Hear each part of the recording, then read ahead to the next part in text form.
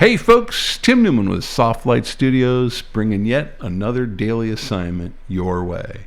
This assignment for July 29th, 2019.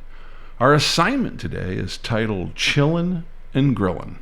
Nothing says summertime better than a little sizzle time. Grab some groceries, grab the family, and head towards the grill. Catch the food, the action, and the fun while keeping composition in mind. Let's take a look at a couple of sample images. All right, who doesn't like a good sausage? I do, especially one with grilled onions like you see here. This scene was no accident. Everything is carefully lined up.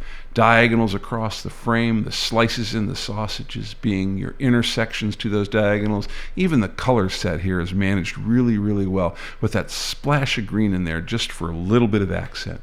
Our second image, want to meet me at Outback Steakhouse? I'll be there. I love this shot. Well, I love steaks in general, so it's easy to love this shot. But I think the managed color set here with the reds and the orange works really well. I think the diagonal lines of the grill take you across the screen in a very effective way.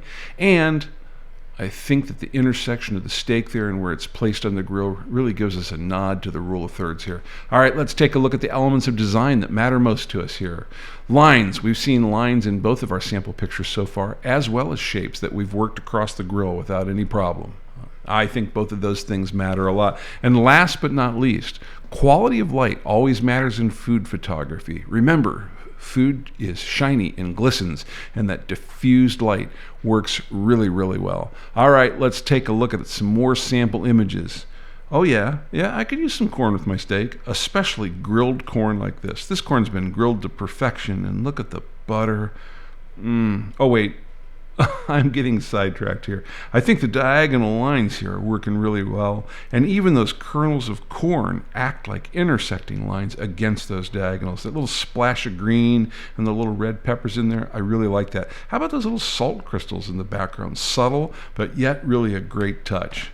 Up, there's the family out at the grill. Mom's had a tough week.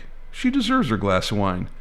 I'm not sure why they're grilling celery, but hey, who am I to complain? At any rate, I really like the active versus the dead space in here and our negative and positive spaces. I like the way that the background was definitely thrown out of focus by using minimal depth of field. And I think that celery will probably be really yummy when it's done. All right, one last picture here. Obviously, food photography has the potential for a lot of shapes, and I think right here with this butternut squash, we have some really great shapes being captured here. Now I see a little zucchini up there in the upper right. We can throw that out when the grilling's done, but the butternut squash, I love the way they did that. All right, let's take a look at some rules of composition here. Now obviously we've seen rules of thirds across all of these pictures, and I think they really help bring the scene together.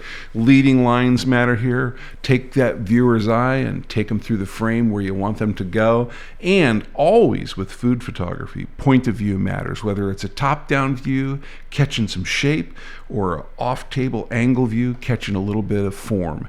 Definitely works well in this style of photography.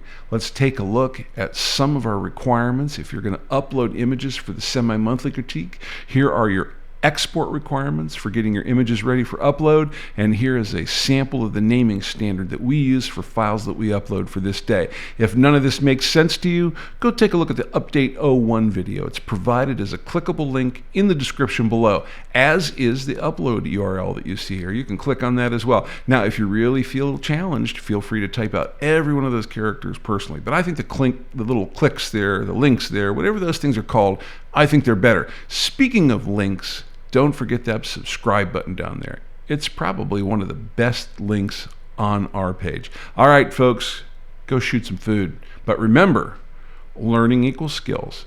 Practice equals mastery. We'll see you out there.